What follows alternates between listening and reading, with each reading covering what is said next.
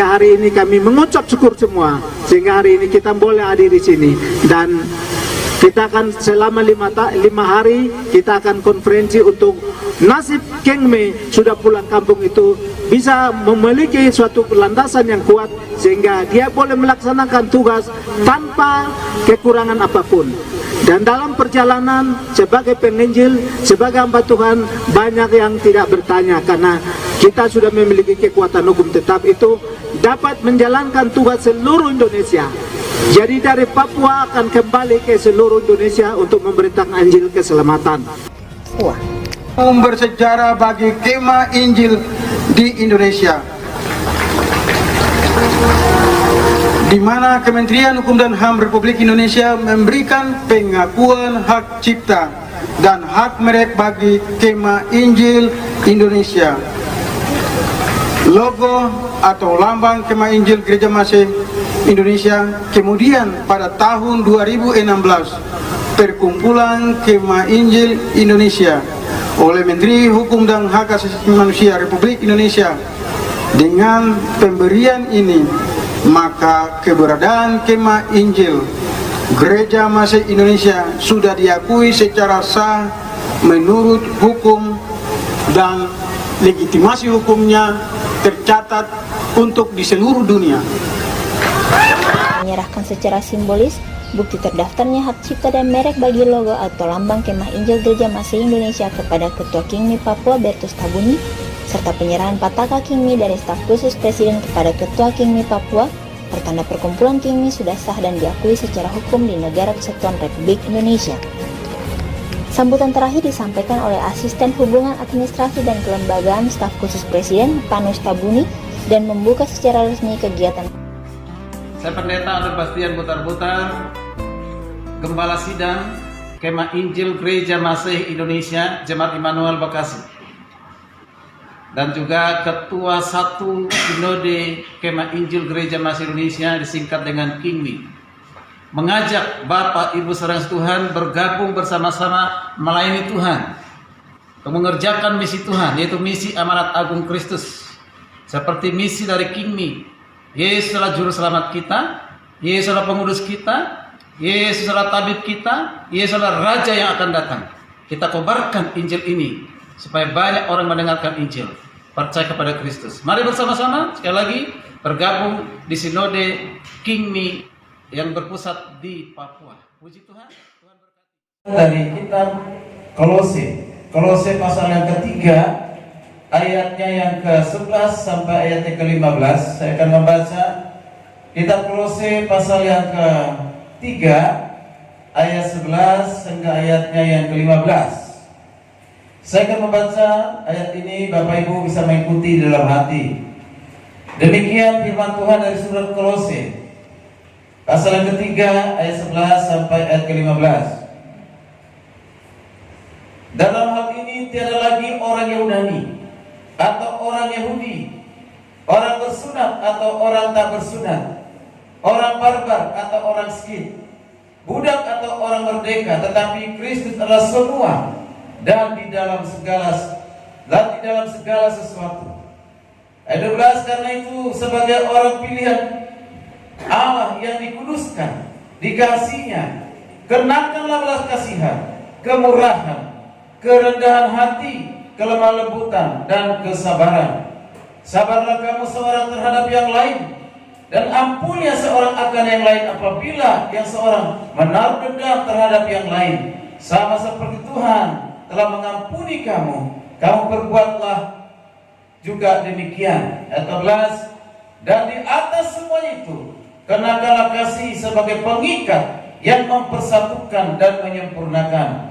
Hendaklah damai sejahtera Kristus memerintah dalam hatimu, karena untuk itulah kamu dipanggil menjadi satu tubuh, dan bersyukurlah. Saya akan mulai kembali membaca ayat yang ke-14 berkata demikian.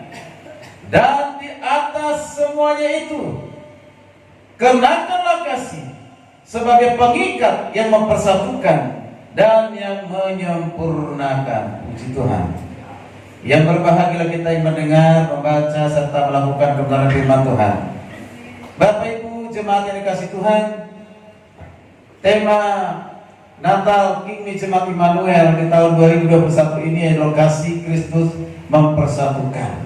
Kasih Kristus mempersatukan. Dari bacaan tadi Kolose 3:15, lalu subtemanya adalah bersatu dalam kasih.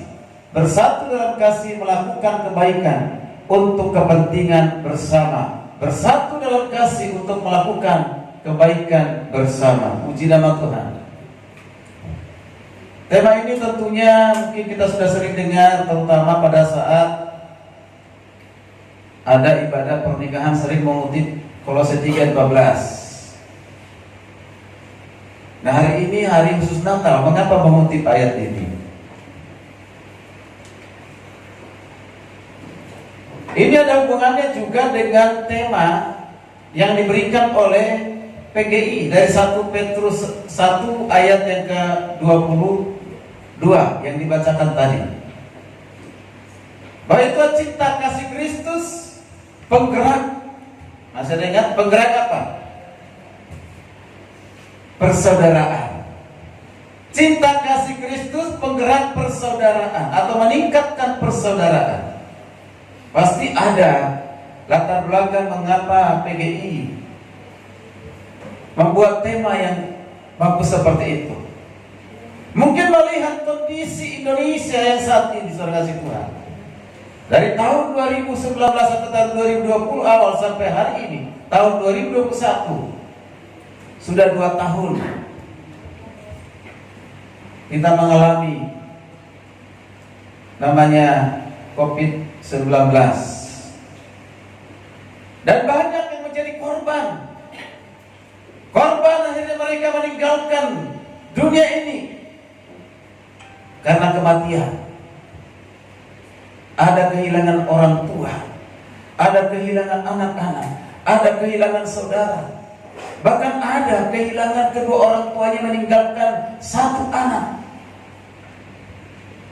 Pada saat ditinggalkan 1 anak itu dalam keadaan COVID juga, dia ditinggalkan, sendiri ada di rumah itu.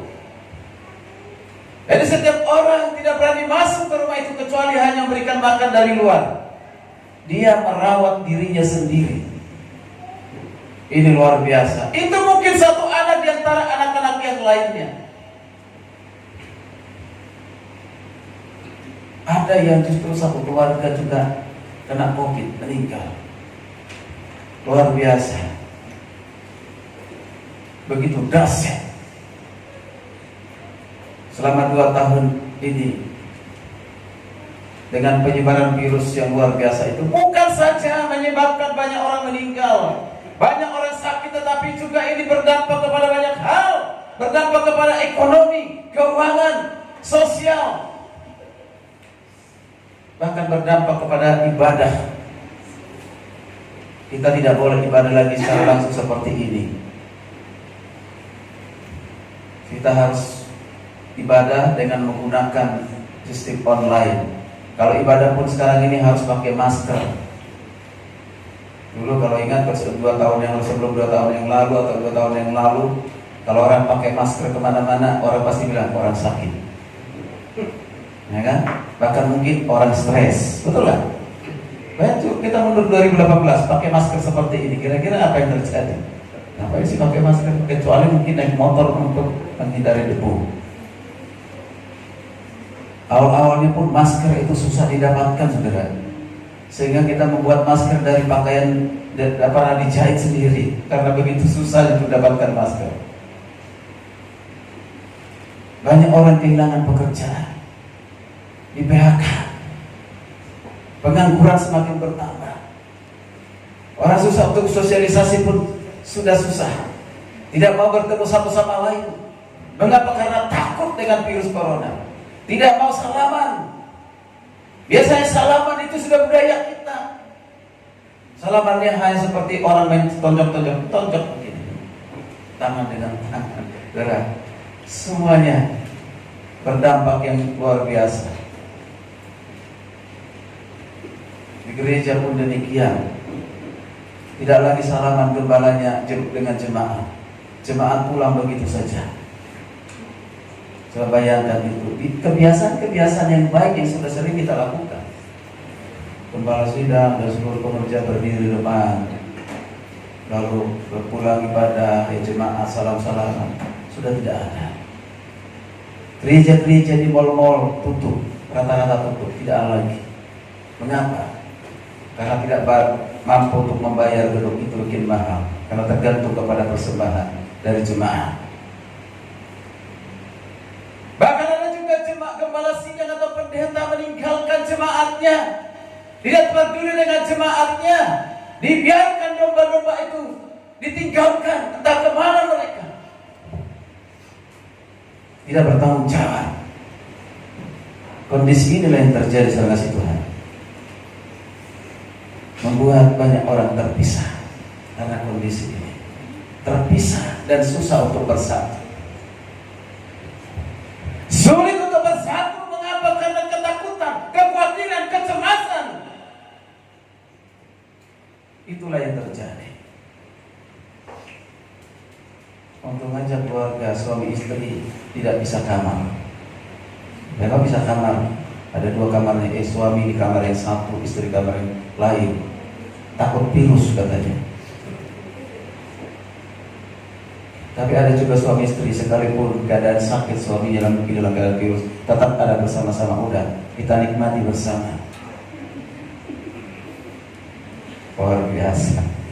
Bapak Ibu kasih Tuhan, inilah keadaan yang sangat mungkin karena itulah yang membuat tema ini penting di tahun 2021 ini, di Natal ini, yaitu cinta kasih Kristus, penggerak persaudaraan.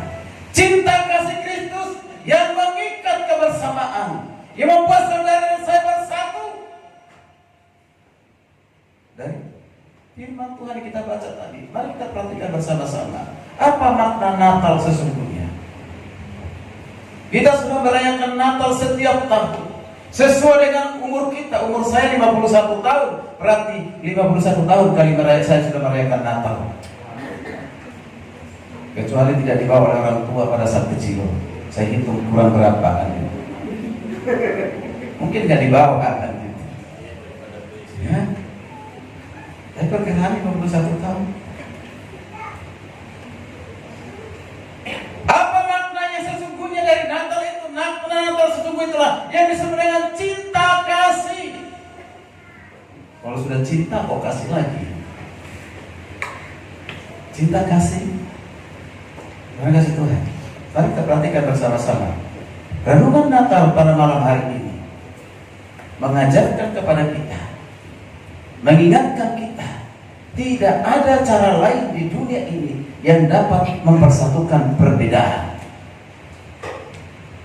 Tidak ada cara lain yang dapat mempersatukan kita, bisa menerima satu sama lain sekalipun ada perbedaan. Entah itu perbedaan suku, perbedaan latar belakang, perbedaan pendidikan, perbedaan keadaan ekonomi, perbedaan apapun itu. Tapi seringkali kita selalu membeda-bedakan diri dengan orang lain. Bahkan kita menganggap orang lain itu bukan kelas saya, bukan tandingannya saya. Saya udah lebih hebat, saya ini lebih baik dari yang lain. Bahkan seringkali dalam suatu suami istri membanding-bandingkan dirinya dengan istri dan suaminya. Saya lebih baik, saya lebih setia, saya lebih menghormatimu, dan yang lain sebagainya. Ada tuntutan-tuntutan yang belum terpenuhi, akhirnya membuat suatu pertengkaran, kerebutan dan perpisahan. Tidak sampai kepada perceraian, tapi banyak juga yang sampai kepada perceraian. Mengapa demikian, saudara kasih Tuhan? Saya percaya kalau mereka ada di dalam Kristus dan Kristus di dalam mereka, maka mereka bisa dapat bersatu. Seperti yang Tuhan sudah lakukan melalui peristiwa Natal, Tuhan mempersatukan dirinya dengan manusia. Yesus Kristus yang berasal dari surga, Dia yang telah datang dari surga turun ke dunia. Dia adalah terang, Dia adalah firman yang telah menjadi manusia. menyatu dengan manusia, bahkan dikatakan sama dengan manusia, hidup bersama manusia. Dialah Tuhan. Apa yang dirasakan oleh manusia dirasakan oleh Yesus. Apa yang dinikmati oleh manusia dinikmati oleh Yesus.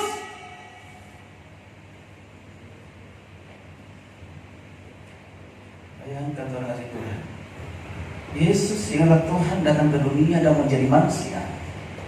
Dia harus berinkarnasi, lahir di Bethlehem, kota Yudea, kota yang terkecil. Tetapi dari sana lahir orang-orang besar. Dan yang terbesar adalah Yesus sebelum Daud. Di sana Robert dan Lea lahir. Di sana Isai bapak Daud lahir. Di sana banyak imam-imam yang lahir. Tetapi yang membuat kota kecil itu menjadi besar adalah kehadiran Yesus. Maka dikatakan dalam kitab Matius pasal 26, engkau bukan lagi yang terkecil, tapi engkau menjadi orang yang terbesar.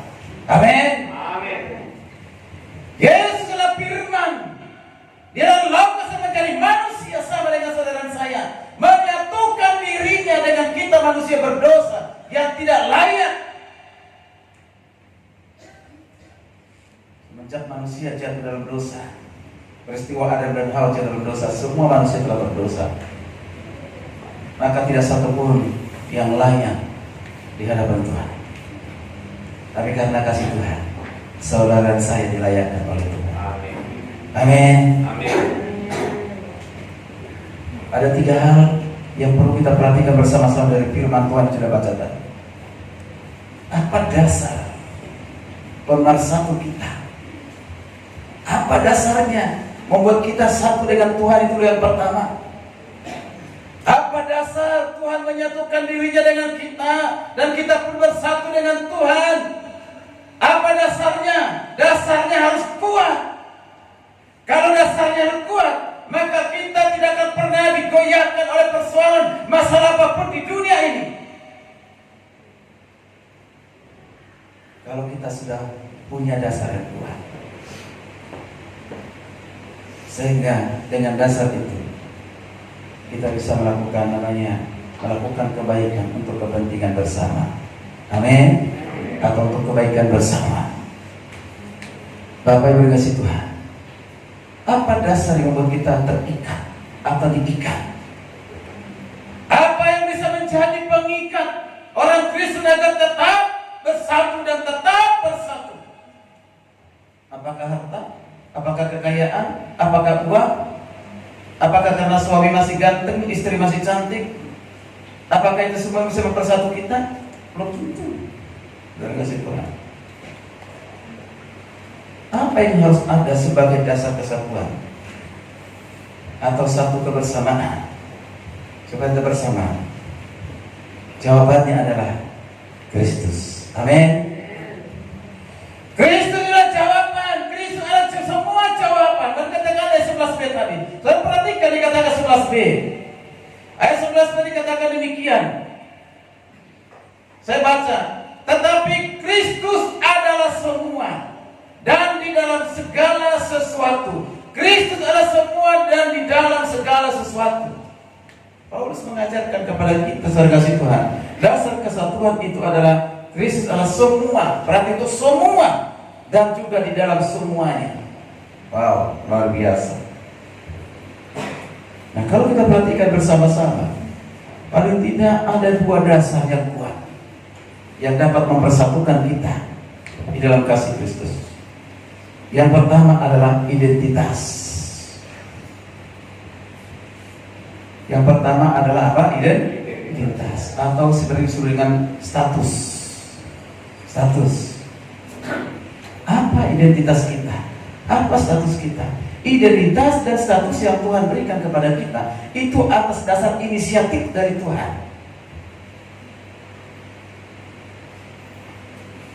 Dorongan dari Tuhan sendiri. Bukan karena kita minta, bukan karena kita mohon-mohon. Kita diberikan identitas, diberikan status Itu karena anugerah Tuhan, itu karena kebaikan Tuhan. Di ayat 12 mari kita perhatikan status yang Tuhan berikan kepada kita. Itulah Natal. Kasih yang besar itu memberikan kita status yang jelas. Berarti sebelum Natal kita nggak punya status yang jelas. Status kita adalah orang berdosa dan akan binasa. Status kita ini adalah anak-anak iblis yang akan binasa. Coba tidak ada Natal, itu akan terjadi saudara Tuhan. Tapi Natal itu sudah ada. Bukan saja 25 Desember atau dikatakan orang mulai Natal itu 4 Masehi, apa dikatakan itu adalah abad 4 Masehi. Sebenarnya Natal itu sudah ada sejak Adam dan Hawa. Sudah ada. Yaitu di Kejadian 3 ayat 15 disebut dengan proto-evangelium. Itu Natal yang menubuatkan bahwa seorang akan lahir dari seorang perempuan, dari keturunan wanita, keturunan perempuan akan lahir.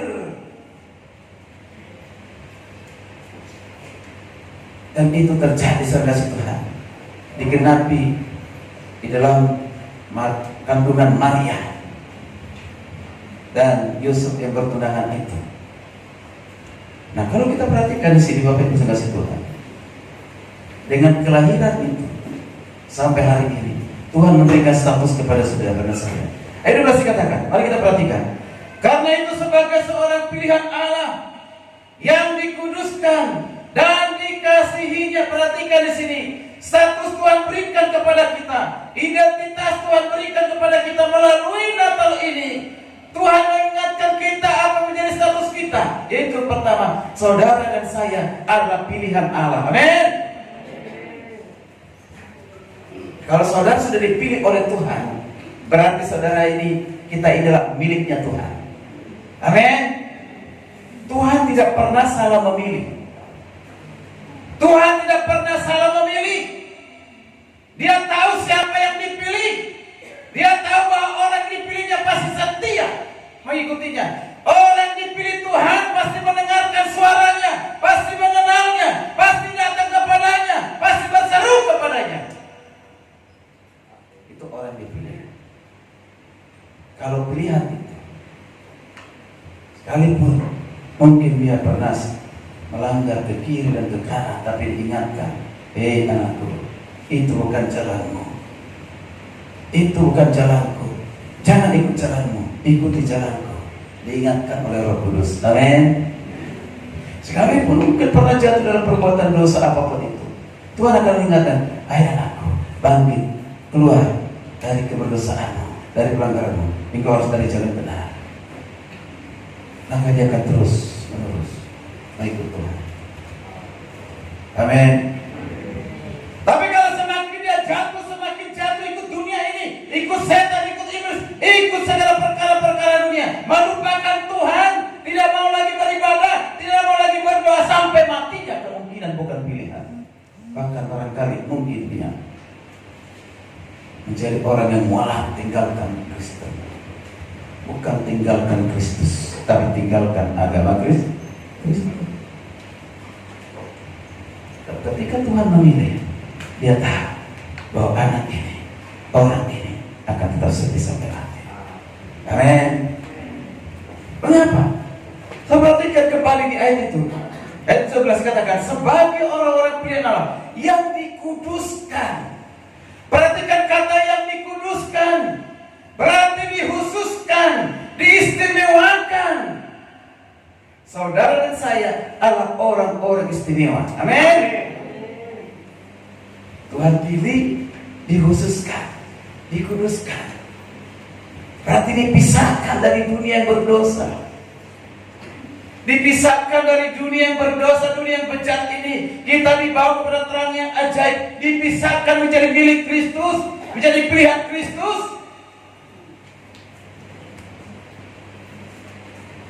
Katakan kepada kiri kanan, engkau istimewa. Lagi katakan, karena Natal engkau istimewa. Amin. Amin.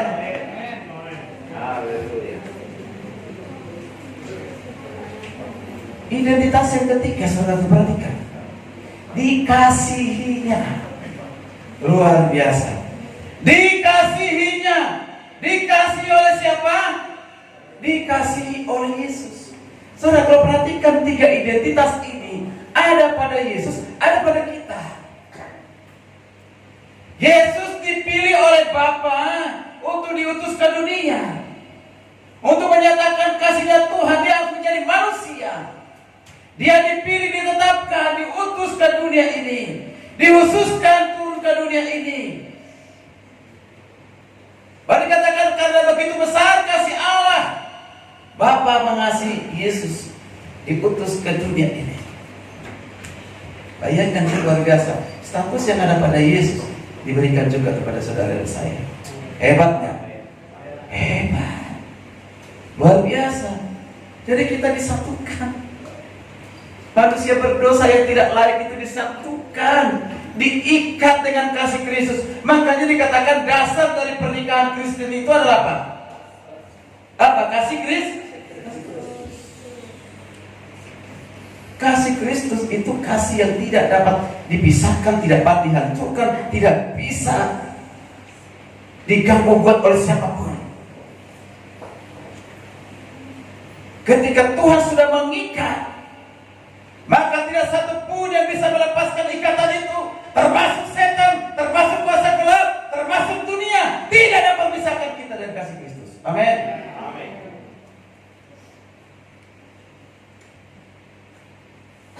Pegangan Tuhan itu terlalu kuat, terlalu dasar. Maka itulah yang dikatakan Yohanes pasal yang ke-10, 27 sampai ke-29. Tidak satu pun kekuatan di dunia ini yang memisahkan kita dari kasih Kristus. Bahkan dilanjutkan oleh Rasul Paulus di kitab Roma pasal 8 ayat 31 sampai 37. Tidak ada kekuatan apapun, baik di langit, di bumi, dan dimanapun, yang bisa memisahkan kita dari kasih Kristus. Begitu kuatnya kasih Tuhan. Amin. Jadi kalau ada orang terpisah dari Kristus, pindah ke agama yang lain, keyakinan yang lain, hanya dua kemungkinan, saudara situ. Sebenarnya dia belum menikmati kasih Kristus. Sebelum dia belum masuk dalam satu ikatan itu, dia masih ada di luar ikatan. Orang di luar ikatan itu kesepian, seperti tadi monolog tadi. Orang yang ada di luar ikatan itu tidak akan pernah mendapat satu kekuatan penghiburan dalam kehidupannya, yang ada kesedihan demi kesedihan.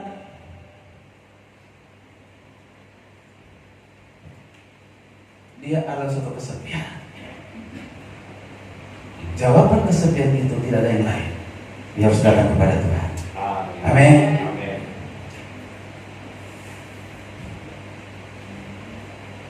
Di dasar yang mengikat kita supaya tetap bersama.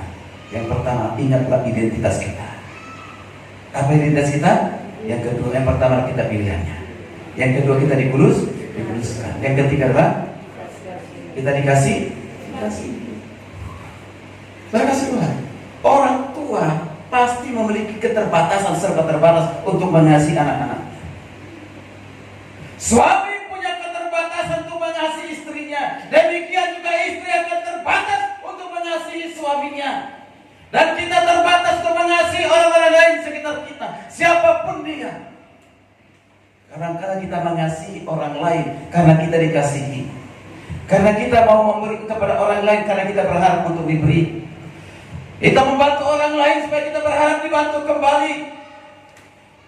Kita memperhatikan orang lain dengan harapan supaya kita diperhatikan. Kalau dia kaya dan berharap untuk memberi, maka kita pun ikuti apa maunya. Itulah kasih dunia. Tapi sulit bagi kita ketika ada orang menyakiti hati kita, membenci kita, melukai hati kita, memfitnah kita, menggosipkan kita, merugikan kita, bahkan membuat kita pernah gagal, atau banyak hal-hal yang kita harapkan kita tidak dapatkan, membuat kita semakin benci dan tidak suka. Itulah dunia terbatas. Tetapi kasih Tuhan tidak pernah terbatas. Amin. Kalau dasar kita kasihnya Tuhan yang mengingat karena begitu besar kasih Allah bagi kita. Dikatakan karena Tuhan sudah mengasihi kita. Minta tolong ditambah dulu Efesus 5 ayat 1 dan 2. Tolong dibaca Efesus 1 dan 5 Pak Prakoso. Kita perhatikan ayatnya. Luar biasa. Mengapa kita harus mengasihi sesama kita? Dan itulah yang buat kita tetap bisa bersatu dan dapat bersatu. Efesus pasal yang kelima ayatnya 1 dan 2. Efesus pasal kelima ayat 1. Beginilah firman Tuhan, hidup sebagai anak-anak terang. Sebab itu jadilah penurut Allah seperti anak-anak yang kekasih, dan hiduplah di dalam kasih sebagaimana Kristus Yesus juga telah mengasihi kamu dan telah menyerahkan dirinya untuk kita sebagai persembahan dan korban yang harum bagi Allah. Perhatikan, hiduplah di dalam kasih sebagaimana Kristus juga yang telah mengasihi kamu dan telah menyerahkan dirinya untuk kita sebagai persembahan dan korban yang harum bagi Allah. Karena kasih Tuhan dikatakan kata perintah hidup dalam kasih. Mengapa? Karena Tuhan di dalam Yesus Kristus terlebih dahulu mengasihi kita. Amin. Apa bukti kasihnya? Dia datang ke dunia, lahir di kandang Betlehem, di kandang domba. Dia lahir, dikatakan dia yang kaya mau jadi miskin, supaya yang miskin menjadikan kaya. Luar biasa. Dia sampai harus mati di kayu salib. Sebelum kematian dia harus mengalami penderitaan. Dia mengorbankan dirinya, menyerahkan dirinya sebagai persembahan yang harum bagi Tuhan. Luar biasa. Bukti kasih itu harus disertai dengan apa? Pengorbanan, pemberian. Bapak Ibu kasih Tuhan, dari kapan Tuhan mengasihi kita? Dari kapan Tuhan mengasihi kita? Apakah Tuhan mengasihi kita sejak dia lahir di Bethlehem baru mengasihi kita? Semenjak dia berinkarnasi baru mengasihi kita? Sebelum dia dijadikan, sebelum dunia dijadikan, Tuhan sudah mengasihi saudara saya. Kok bisa? Saya kan belum ada pada saat itu. Sebelum kita ada, Tuhan sudah tahu Adul Bastian Butar akan lahir. Ya kan, sekarang ulang tahun saya ini 2 kali, ini mau 25 Desember lagi. 25 Desember 1971 menurut KTP. Tapi menurut surat tertib, surat apa itu namanya itu baptis 21 September 1970. Lalu saya tanya kepada Bapak, mana yang benar? Orang tua sendiri masih ragu mana yang benar. Bingung saya, ya udahlah. 21 September saja, sehingga dirayakan 21 September. Nanti 29 Desember ada lagi itu mengucapkan selamat ulang tahun. Karena ini KTP saudara. Bahkan ada lembaga-lembaga tertentu, PT tertentu kirimkan selamat ulang tahun. Karena mungkin ikut KTP-nya. Jadi sebelum saya lahir dan saya pada saat lahir, Tuhan sudah tahu. Saudara sebelum lahir sudah Tuhan tahu. Sudah punya rencana yang indah, yaitu saudara dikasihi. Amin. Luar biasa. Kalau kita mengasihi seseorang ada permulaan nggak? Ada permulaan nggak? Bersatunya menjadi suami istri ada permulaan nggak? Ada. Kalau orang dunia mana? Pandangan pertama membuat hatiku gemetar. Itu kalau orang dunia ya, langsung jatuh cinta. Dalam kekristenan sebenarnya tidak ada pandangan pertama langsung jatuh cinta, nggak ada itu. Tanda-tanda mungkin iya. Cinta itu harus melalui proses. Agnes Monica gunakan logika. Cinta itu harus menggunakan logika. Tapi jangan tergantung kepada logika. Kan kalau orang mencintai seorang tidak menggunakan logika yang sehat. Sudah tahu orang itu narkoba, sudah tahu orang itu sakit-sakitan, sudah tahu itu adalah penyamun dan sudah tahu banyak pacarnya, tetap aja dicintai. Tidak menggunakan logika. Sudah tahu hanya dimanfaatkan, tidak mencintai, tetap aja tidak gunakan logika. Cinta buta. Nah, cinta buta. Luar biasa. Ada permulaan. Pada saat kita mulai kenal, kita bersama-sama, tapi permulaan dari kasih Tuhan itu semenjak saudara ada di dunia ini, tapi kasih Tuhan itu sudah ada di dalam kekekalan bagi saudara dan saya. Amin. Luar biasa. Baru dinyatakan, kasih tahu pada saat itu, Adul Bastian mutar-mutar, aku mengasihimu, aku akan menyelamatkanmu, aku akan menjadikan kamu menjadi hamba-Ku. Luar biasa. Kalau saya melihat kehidupan saya nggak layak sebenarnya. Kakak saya di sini menjadi saksi barangkali. Kalaupun saya sudah lama ditinggalkan, tidak layak.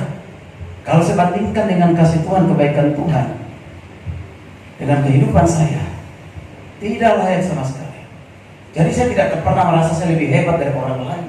Karena kalau orang boleh dipakai di mana-mana, organisasi kiri dan kanan dan yang lain, merasa orang paling layak.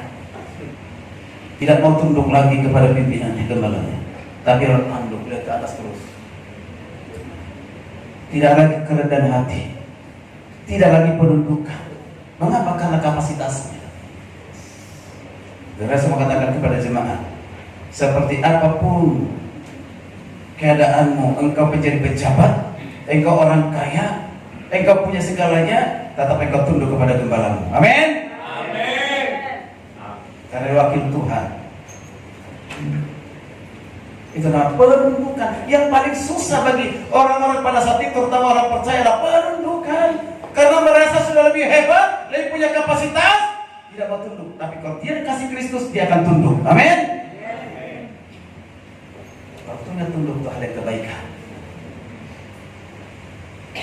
Bapak yang kasih Tuhan, dikatakan yang dikasihinya.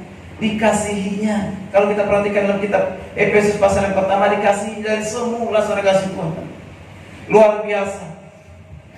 Dan kasih Tuhan itu disebut dengan kasih agape menoi, atas dengan agape. Itulah kasih Tuhan, kasih yang tidak berkesudahan, kasih yang tidak awal dan tidak ada akhir. Dan kasih itu adalah kasih yang penuh dengan pengorbanan. Dan kasih itu adalah kasih walaupun saudara berdosa, Tuhan tetap mengasihi saudara dan saya. Amin.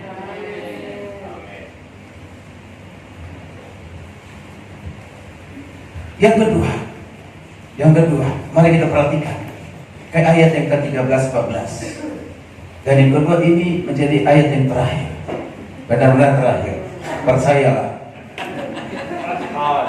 Percayalah Pastor Firman Lolo. 13-14. Ya, saya akan ringkas. Sabarlah kamu seorang terhadap yang lain, dan ampunilah seorang yang lain apabila seorang menaruh dendam terhadap yang lain. Sama seperti Tuhan telah mengampuni kamu, kamu perbuat jugalah demikian. Saudara dikasih Tuhan, pemisah kita dari satu dengan yang lain. Apabila yang lain ini menyakiti hati kita, menaruh dendam, kebencian dengan kita, maka kita sulit untuk mengampuninya. Yang adalah bertumbuh akar pahit dan kebencian, sehingga kita tidak mau mengampuni orang yang pernah berlaku salah kepada kita, orang yang pernah dendam. Dikatakan di sini dendam. Dendam itu menjadi begini, pengertiannya menjadi seteru, bukan lagi sekutu, menjadi seteru. Orang seteru itu biasanya yang dia akan direncanakan bagaimana saya bisa ketemu dengan orang itu, ingin peperangan terus, seperti Irak dan Iran beberapa tahun yang lalu kan, ingin perang terus dan tidak suka ketemu dengan orang. Kalau ketemu pun langsung siap apa? Siap kuda-kuda. Apa yang harus dilakukan untuk orang itu? Bahkan berani mengatakan, sampai ke liang kubur pun aku tidak pernah mengampuninya. Luar biasa. Ini kebencian yang luar biasa. Kalau dikatakan sampai ke liang kubur pun dia mati sekalipun, saya tidak akan pernah mengampuninya. Wow. Ini yang digunakan apa? Sekalipun dia orang Kristen, cara dunia. Cara kasih Tuhan. Jadi hal yang kedua perhatikan di sini, yang bisa menyatukan kita dengan Kristus dan menyatukan kita dengan sesama kita untuk melakukan pekerjaan yang baik. Apabila di antara kita masih ada menyimpan satu lain sakit hati, kebencian, ampunilah. Amin. Lepaskan pengampunan. Jangan bawa itu masuk ke tahun 2022.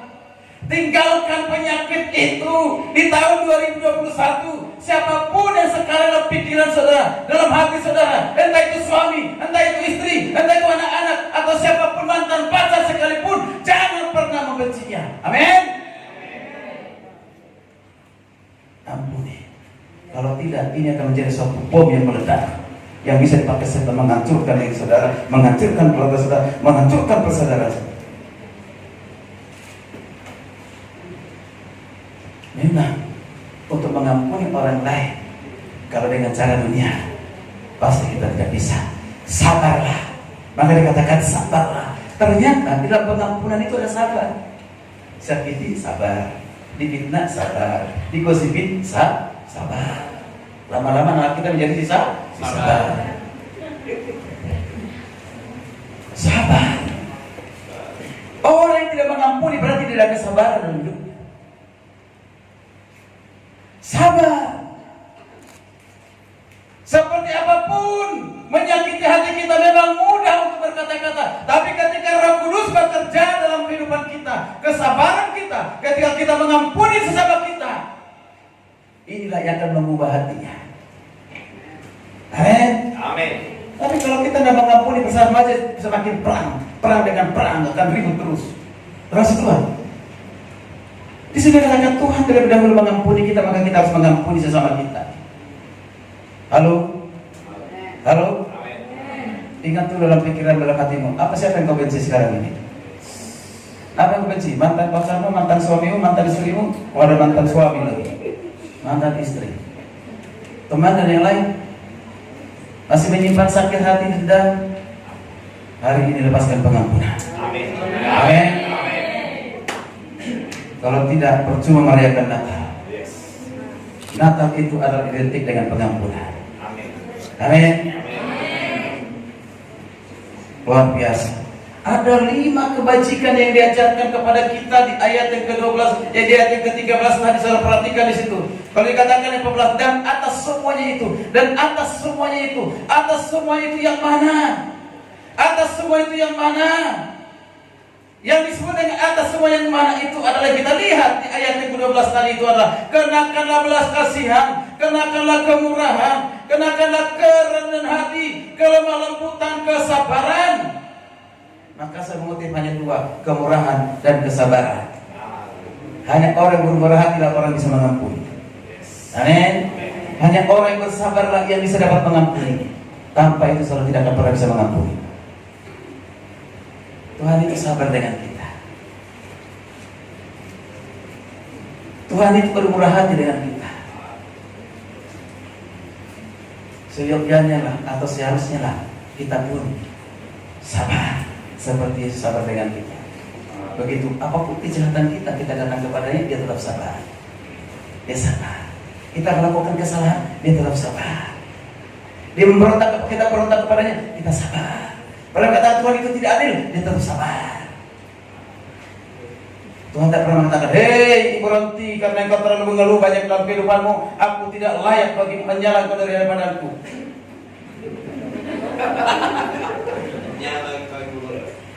Tuhan tidak pernah mengatakan kepada ibu Ranti, sekalipun ibu Ranti pernah melakukan kesalahan. Pasti bilang, hai ibu Ranti, kembalilah kepada jalan yang benar. Cari jiwa, jangan cari uang.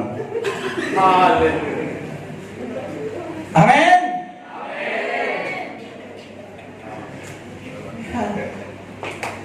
Kadang-kadang kalau kita melakukan kesalahan, kita sembunyi di hadapan Tuhan. Aku tidak layak, aku tidak layak, aku tidak layak. Tapi aku tidak layak, kata lakukan dosa besoknya.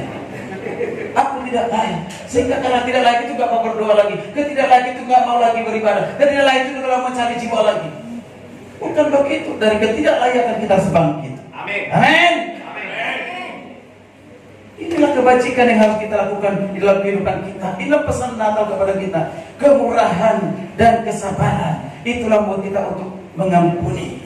Sebenarnya yang ditekankan oleh Rasul Paulus di kitab Kolose ini, itulah kemurahan. Bermurah hatilah. Amin. Luar biasa. Bapak Ibu kasih Tuhan. Inilah yang penting untuk kita lakukan bersama-sama. Ayat 14. Saya kembali baca di atas semua itu, kenakanlah kasih sebagai pengikat yang mempersatukan dan yang menyempurnakan. Luar biasa. Tuhan sudah mengikat kita dalam dirinya sendiri. Oleh karena kasihnya kita menjadi pilihannya, kita dikuduskan, kita ini menjadi orang dikasihi. Maka Tuhan mau kita tetap ada dalam dirinya. Kita dalam Kristus, Kristus dalam diri kita. Maka kita harus mengikutinya terus. Amin. Amin. Kenakan Kristus dalam kehidupanmu. Amin. Ketika kita mengenakan Kristus dalam kehidupan kita, otomatis kita mengenakan kasihnya dalam kehidupan kita. Tidak bisa dikasihkan. Aku sudah dalam Kristus tapi tidak hidup kasih. Aku dalam Kristus tapi tidak mau mengampuni. Aku dalam Kristus tapi pelit, tidak pernah bermurah hati. Hitung-hitungan terus. Aku itu dalam Kristus tapi tidak pernah berkorban. Karena hal yang sepele pun bisa ribut. Bukan di sini nggak ada ribut, hanya menentukan seragamnya untuk nanti panitia apa, nggak ada ribut, hal yang sepele. Menentukan konsumsi, ya kan ribut. Nah tidak ada di King Immanuel ada. Hal yang sepele bisa jadi besar, saudara Tuhan. Bahkan tidak sejahtera pada saat tampil Natal. Mengapa? Kok aku gak seragam dengan dia ya? Tidak, saudara. Jangan hal yang sepele membuat engkau terpisah dari kasih Kristus. Amin. Kita sebenarnya memisahkan diri, bukan Tuhan memisahkan kita. Hasilnya apa, saudara Tuhan? Kalau kita sudah menjadi pilihan, kita dikuduskan, kita ada dikasihi, dan kita bisa bersama dan mengampuni, hasilnya apa? Ayat 15. Hasilnya, ini hasilnya. Minta tolong Pak Irman Lauro, silakan baca. Calon pendeta, silakan baca. Ayat 15. Ini ayat yang benar-benar terakhir Pak. Makanya saya suruh Bapak yang baca. Silakan. Ayat 15. Mari kita bangkit berdiri, kita baca firman Tuhan ini. Ini hasilnya. Ini dampaknya. Yuk, silakan. Hendaklah damai sejahtera Kristus memerintah dalam hatimu, karena untuk itulah kamu telah dipanggil menjadi satu tubuh, dan bersyukurlah. Amin. Kita sudah dikuduskan oleh Tuhan, dipilih oleh Tuhan.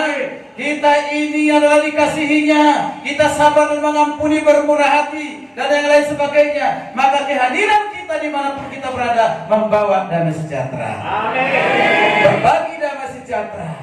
Damai di hati karena Tuhan sudah berikan damai kepada kita. Damai di bumi, damai di surga, dan damai bersama dengan kita. Amin. Datang itu adalah untuk kita memberitakan damai, bukan pertengkaran, bukan keributan. Haleluya, puji Tuhan.